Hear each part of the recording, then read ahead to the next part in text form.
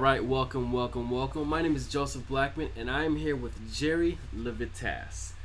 Gerri, so your business is called Bay Healing. Bay Healing. Bay Healing. So tell us what you do and how you add value to the community. Sure. So I'm a certified hypnotherapist. Okay. I help people make really positive changes really quickly. We have our conscious mind and the subconscious mind. Have you heard of those? Conscious and subconscious. Go ahead and go into more detail about that. So the conscious mind is the part of the brain that we're using now. So our memory, our judgment, our willpower, which is just do it doesn't always just do it. Yeah. Nike, right? That's 10%. Yeah. 90% of our brain we don't use, and that's the subconscious. And the prefix sub means below, so it's below the level of awareness. In our subconscious mind, all the emotions that we have, all the experiences that we have, the good and the bad, because it's 90%, that kind of rules us a lot. Yeah. And so our negative thinking, our negative habits, the experiences that are not really serving us, they're all in that subconscious mind.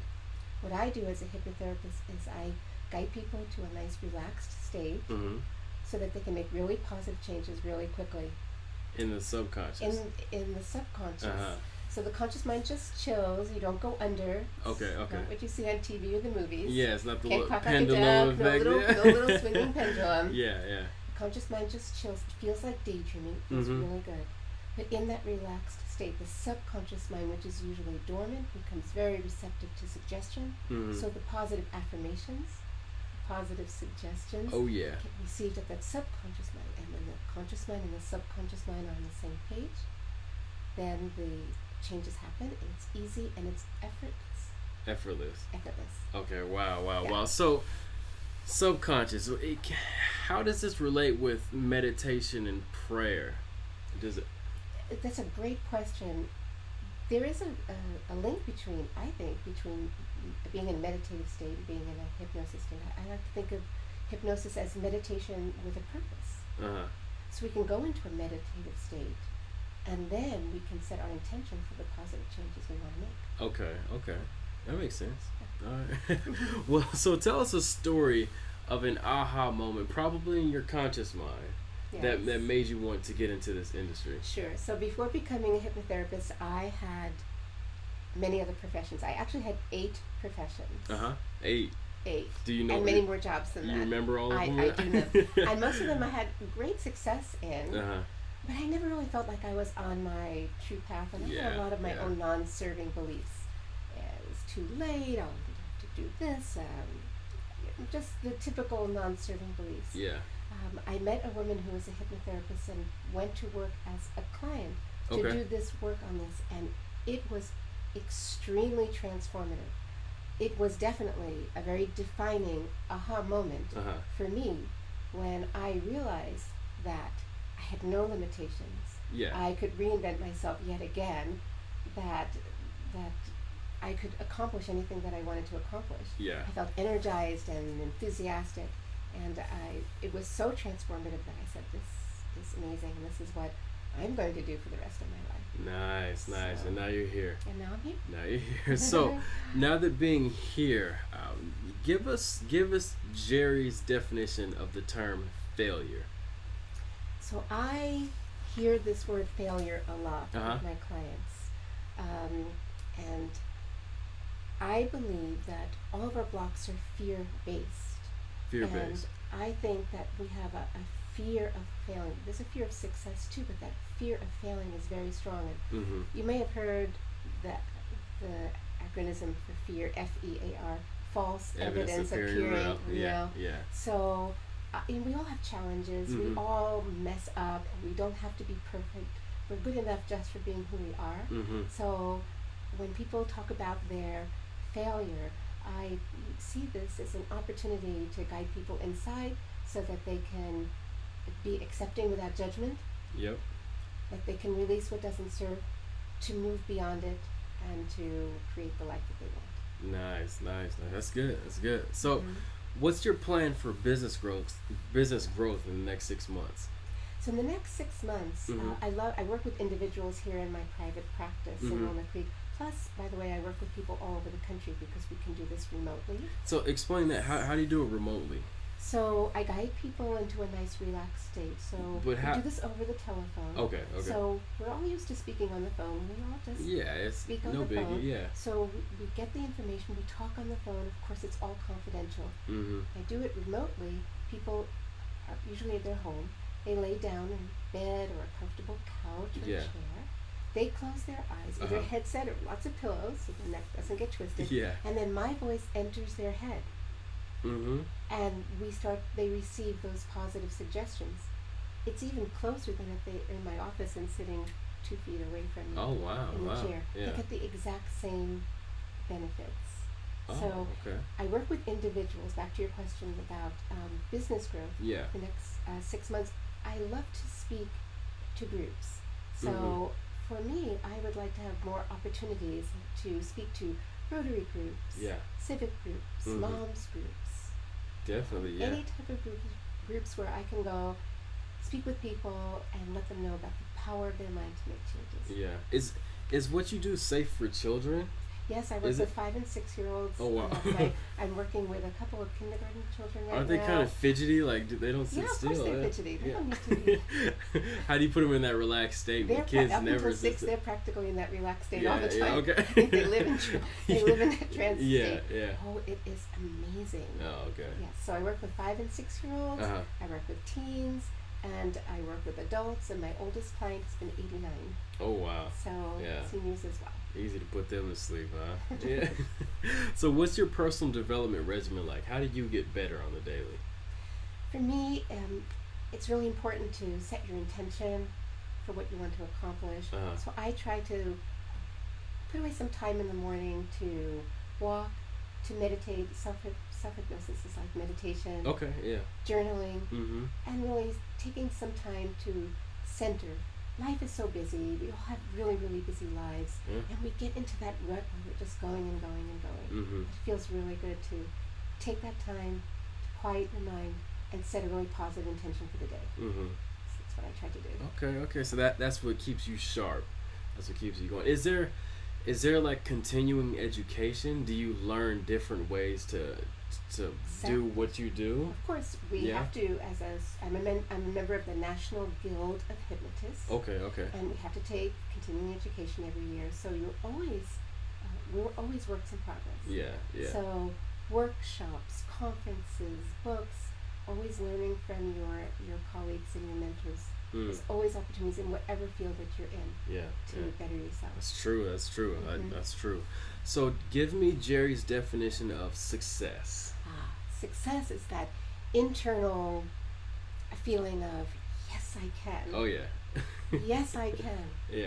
It's a place of hope. It's a place of opportunity. It's a place of belief in oneself, whether or not it's actually happening in that particular moment.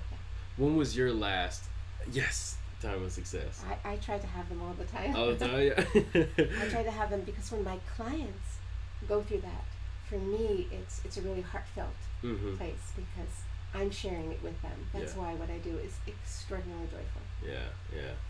So how do you give back to the community? I give back to the community by helping people regain their lives. So that's very rewarding. As I said before, I love to do workshops. So for example, or talks in the community, and I do this for free. So newcomers groups, I like to do that. So I've spoken for the San Ramon Valley Newcomers Group in the past and Walnut Creek Newcomers Group. Every year in November, there is a national date that's set aside to bring awareness to the dangers of cigarette smoking. Oh, wow, that's so good day. I like to do a workshop, free workshops for the community. Go rent a space in a public library and give a talk about not just the why we should stop smoking, because people probably know that, but just to know that there are tools out there and it can be easy and effortless. So I've heard that there's some hypnotists that will, I guess, hypnotize you to stop eating or stop smoking or drinking. Is that part of your niche, or is that something different? No, I work a lot with habit release. Okay, that's what it's called. That's the formal term. To release any kind of habit. Yeah. So stop drinking, stop nail biting, stop overeating, emotional eating, cigarettes, smoking, you name it. Okay. I don't have an agenda. Yeah. I'm there yeah. to help the person make those changes. So I do habit release. Mhm. I work in areas of performance. I work with a lot of athletes. I work Mhm. with golfers and all types of athletes to have that mental edge. Yeah. Yeah. This. Yes. Yeah. Athletics is mental. Yes, So it is. recommend one personal development book and one business book for our listeners. Personal development and business books for me, since I do personal growth work, are kind of The same, yeah, same. There are so many books. There are so many authors. If you go into a Barnes and Noble and you walk through the self-help section, you're going to see a ton Yeah. of information So, all over. But for me, Mhm. one book, one of the old tried and true books that I love to recommend is Uh-huh. The Power of Now Okay. Yeah. by Eckhart Tolle. I think being in the present moment is extraordinarily powerful, Yeah. and that's the place where we make the changes. Okay. So I like that book. Also, Louise Hay's You Can Heal Your Life. She It's an old has tried and true book. Louise L. Hay, right? That's correct. Yeah. She does the book, the Positive Affirmations book too, right? She has a ton Yeah, of books, yeah, and she's yeah. in her later 80s. Oh, wow. And she has Hay House, and there's a radio station, and Mhm. they do blogging, and Nice. there's a lot of stuff going on. But one of her original books is called You Can Heal Your Life. You can hear your life. Mm-hmm. Nice. That's a great one. Okay. So, who is one of your influences, and how do they influence you? There are two. Can I mention Go two? for it. Yeah. Yeah. So there are two women Mhm. that have been very instrumental to me. Mhm. One is Joyce Freeman. She Joyce was Freeman. my first hypnotherapist. Uh-huh. And the second woman is Marilyn Gordon, who is the owner of the Center for Hypnotherapy Certification in Oakland, where I trained. Okay. So these women were extremely influential. They were inspiring. Mhm. They believed in me when I wasn't sure if I believed in Yeah. myself. Yeah. And so if they're listening, thank you to Joyce, and Yeah. thank you to Marilyn if you're listening to this podcast. Nice. 'Cause Nice. They really inspired me. Good stuff. We all need mentors and people to glean Sure. from, and accountability buddies, right? That's right. Yeah, it's huge. So how can we find more about you and what you do, your social networks, blogs, website, and all Sure. that? Sure, my website is bayhealing.com. Okay, that's a good domain name. Yeah. Bayhealing.com. Mhm.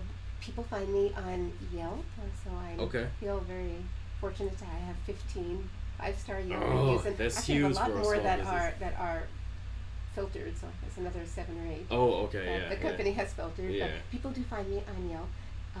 Facebook, I'm on Facebook, Mhm. and I have two pages there. Personal page, Gerri Levitas, Yeah. or my business page, Gerri Levitas Bay Healing, and Okay. I welcome followers on both. Yeah. And people can also find me on LinkedIn. Get her as some well. likes. Let's go. Get her some Yes. likes. Thank you.